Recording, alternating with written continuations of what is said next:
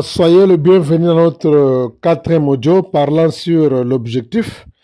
Alors, pour atteindre l'objectif, soit pour la fin d'une année, soit pour la fin d'une journée, soit pour la fin d'une saison, des mois ou encore dans la vie d'une personne. Et s'il faut rentrer dans le contexte pour atteindre l'objectif à la fin de l'année d'une personne, la première des choses, c'est quoi? Vous allez voir, c'est l'attitude de la personne. L'attitude, ça compte aussi. Ton attitude compte. Une personne qui a l'intention, le désir d'atteindre son objectif, son attitude compte. Puisqu'il peut vivre dans de grandes difficultés, mais son attitude reste positive. J'insiste encore, il peut vivre dans une grande crise, dans les difficultés, dans de grandes crises, dans de grands défis, dans des moments douloureux, dans les moments misérables, mais son attitude sera toujours positive parce qu'il est concentré sur son objectif, il est concentré sur son futur. Quand tu vas te concentrer dans le stress de la vie, les défis de la vie, les difficultés de la vie, tu vas toujours te retrouver dans le stress. Tu ne sauras jamais atteindre l'objectif quand tu n'as pas une bonne attitude. Quand tu as besoin d'atteindre son objectif, tu dois avoir une bonne attitude. C'est-à-dire quoi? Tu vas vivre pas selon le présent. Tu vis dans le présent, mais tu es concentré dans le futur. Voyez, la Bible dit, c'est pourquoi la Bible parle de Moïse. La Bible dit, il refusa d'être appelé fils de la fille de Pharaon. Puisqu'il avait l'objectif dans ses pensées. Il refusa, c'était le présent. Il refusa d'être appelé le fils de la fille de Pharaon. Ça, c'est le présent. On parle de Moïse. La Bible dit parce qu'il avait sa pensée. Il avait sa pensée à son objectif. Et refusait d'être appelé fils de la fille de Pharaon, quitter la maison de Pharaon. Ce n'était pas facile. Il vivait dans un défi et la mort le jonglait. Pharaon le cherchait pour le faire tuer. Il vivait dans les difficultés, mais la Bible dit que non, il refusa. Et son objectif, ses pensées étaient dans l'avenir, puisque il avait sa pensée dans son avenir. Il avait sa pensée dans son objectif. Il était déjà libérateur de nature dans le sang. Quand quelqu'un voit déjà un Hébreu se met en bataille avec un Égyptien et il va faire le secours de son frère. Il va battre ou bien abattre l'Égyptien pour délivrer son frère. Ça montre déjà qu'une personne qui vit, il menait une vie objective. Il est un libérateur. Voyez, t'as dit quoi? L'apôtre Paul dit que non, il avait ses pensées, il ne vivait pas dans le présent, mais il avait sa pensée dans la rémunération. Oh, gloire, j'ai toujours vraiment aimé ce passage. Je pense que dans l'audio 5, je vais lire ça. Ça va vraiment nous aider. Dans l'audio 5, je vais lire ça. Ça va nous aider. C'est là où nous allons clôturer aussi avec les derniers audios. Par là sur le Moïse. Avant que je rentre sur Moïse, je voudrais un peu épingler certains points. Les hommes objectifs vivent dans le présent, mais ils sont plus concentrés dans le futur, car le présent donne la dépression et le désespoir. Quand tu observes ta vie actuelle, ma sœur, mon frère, homme de Dieu, serviteur de Dieu, enfant de Dieu, quand tu observes ta vie actuelle, les réalités que tu traverses, les crises et les difficultés que tu traverses, tu vas vivre dans la dépression et tu vas vivre dans le désespoir. Mais quand tu mènes un objectif, quand tu mets une vie objective, tu vas te rendre compte que tu vas oublier ce que tu es en train de traverser maintenant. Comme je parle sur Moïse. Il a refusé. Parce qu'il avait les yeux fixés vers la rémunération. Il avait refusé. Quand tu décides de mener une vie objective, tu vas te rendre compte, tu vas oublier la dépression, tu vas oublier le désespoir. Quand tu es concentré sur le présent, l'objectif, en fait, ce n'est pas le présent. L'objectif, c'est quelque chose qui est lié avec le futur. C'est pourquoi on a toujours demandé les gens à être concentrés. Une personne qui a besoin d'atteindre son objectif, soit à la fin de l'année, il doit amener une vie qui est concentrée dans le futur. Pas dans le présent, puisque la vie présente amène dans la dépression, ça donne le désespoir. C'est pourquoi il y a plusieurs personnes qui n'ont jamais atteint leurs objectifs, puisque quand ils regardent la réalité, quand ils voient la réalité des choses, ils se découragent facilement. Quand ils regardent les situations actuelles, quand ils regardent comment la vie est sombre, comment les choses deviennent difficiles, comment ils se battent difficilement, ils disent que non, en tout cas, je ne pense pas que ces choses changeront. Mais on parle de l'attitude et la concentration, deux choses. Une personne qui a l'objectif, si tu as besoin de l'atteindre, bien comment l'atteindre, tu dois avoir d'abord une bonne attitude. Pas seulement l'aptitude, ça demande aussi la concentration dans l'objectif et dans le futur. L'objectif est la révélation. Je dis bien, l'objectif est toujours la révélation d'une façon générale. Dieu va te révéler. Si tu lui donnes le temps de parler avec toi, Dieu va te révéler. L'objectif, c'est une révélation. La Bible dit, Moïse a été révélé. Dieu lui a donné l'objectif. Jean-Baptiste, Dieu lui a donné l'objectif. Abraham, Dieu lui a donné l'objectif, c'est la révélation. Dieu lui a donné l'objectif.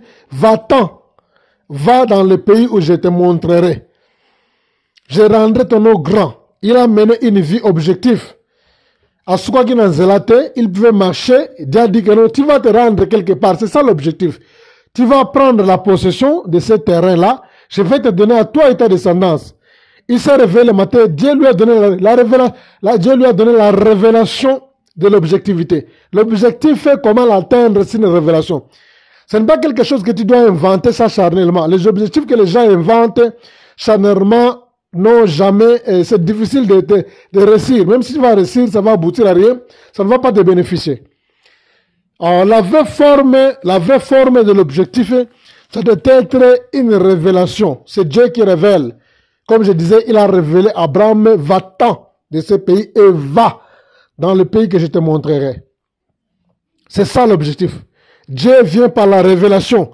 Quand tu ne connais pas encore ton objectif, il faut d'abord prier Dieu et que le Seigneur puisse t'aider à le découvrir, puisque c'est par la révélation que Dieu peut révéler quelqu'un. L'objectif, parfois, demande la réponse de Dieu. Quand tu pries, Dieu doit répondre. Parfois, nous prions beaucoup, mais nous ne donnons pas à Dieu le temps de s'exprimer. Tu parles seul la prière. La prière n'est pas le fait de parler seul. Tu parles seul, mais tu n'as jamais donné à Dieu le temps de parler. En principe, les gens qui ont besoin d'atteindre l'objectif, quand ils se mettent à prier pendant 2 heures du temps, ils doivent aussi laisser 2 heures de temps pour que le Seigneur puisse répondre. Quand tu poses ton problème à Dieu, il faut aussi donner à Dieu le temps de répondre. 2 heures de temps dans la prière, donne aussi à Dieu 2 heures de temps. Tu restes calme. C'est quelque chose qu'il faut se retirer dans l'écart, dans un environnement où il n'y a pas la distraction. Rappelez-vous, dans les premiers audios, je l'avais dit clairement que l'ennemi, le plus grand ennemi de l'objectif, c'est la distraction. Et il y a aussi le succès aussi. Quand tu as trop de succès, il te sera tellement difficile. Quand tu es concentré dans le succès, il te sera difficile d'atteindre l'objectif. Et j'avais dit que le plus grand ennemi aussi, en dehors du succès, j'avais dit que c'est quoi? C'est la distraction. C'est tenir à l'écart, tu pries 2 heures de temps, tu te tiens à l'écart de toutes les distractions et tu donnes aussi Dieu le temps de te répondre.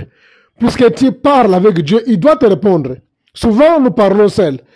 Nous prions. Maintenant, il est tellement, je peux dire même, c'est très rare de voir ce genre de personnes qui prient et qui se retirent dans un environnement de l'isolement, qui se tient à l'écart. Il donne aussi à Dieu le temps de s'exprimer.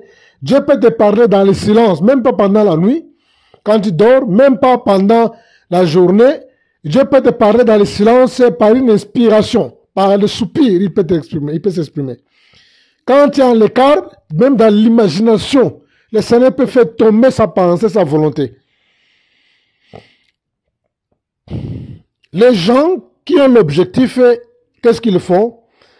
Ils mettent ça sur une page. Il faut écrire. L'objectif, il faut détailler ça sur les papiers, il faut écrire. Vous transformez ça, d'abord tu as l'objectif, tu vas d'abord transformer ça sous forme d'une vision. J'avais dit au départ que l'objectif est la première idée qui monte dans tes pensées et tu dois si tu as besoin d'atteindre l'objectif ou bien comment l'atteindre, il faut vraiment pas commettre cette erreur-là d'avoir l'objectif, tu ne mets pas sur papier. Vous mettez ça sur les papiers maintenant avec tous les détails possibles. Et quand vous donnez l'objectif, les détails, maintenant ça devient maintenant une vision. Et là, tu nous autres comme une vision et longueur l'objectif, mais comme une vision, mais l'objectif est toujours là. Quand tu vas mettre ça sur un papier, maintenant tu es en train de transformer ça maintenant à une vision. Cette année, avant qu'elle se termine, je dois faire ça, ça, ça, ça, ça, ça. Et j'aurai besoin de ça et ça, ça et ça. Maintenant, tu t'engages entièrement, Rappelez-vous la fois passée, j'ai dit que un conducteur, par exemple, quelqu'un qui a l'objectif, qui a besoin, par exemple, d'acheter une maison. Il a besoin de construire, par exemple, une maison. C'est ça l'objectif. Tu as besoin de construire une maison. Maintenant, c'est la première pensée qui est venue. Maintenant, quand la maison se termine, maintenant, on dit l'objectif est atteint. Maintenant, les démarches que tu vas faire pour construire la maison, c'est ce qu'on appelle une mission. Tu as une mission pour construire une maison. Maintenant, quelqu'un vient avec une proposition d'une belle voiture. Donc voilà, mon frère, j'ai une très bonne voiture que je vends ça, je suis dans la crise. Donne-moi même la moitié de sa valeur, je vais te donner. Tu vois. Alors, donne-moi la moitié de cet argent-là, donne-moi la moitié, je te donne la voiture.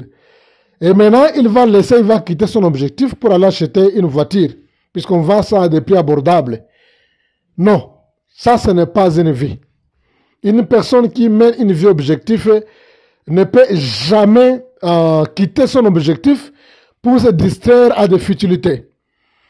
Même si tu marches dans les pieux pendant plusieurs années, même si la voiture, c'est une occasion pour toi, pour se glorifier, pour être acclamé, pour être honoré devant tout le monde quand tu sors, ce n'est pas ton objectif.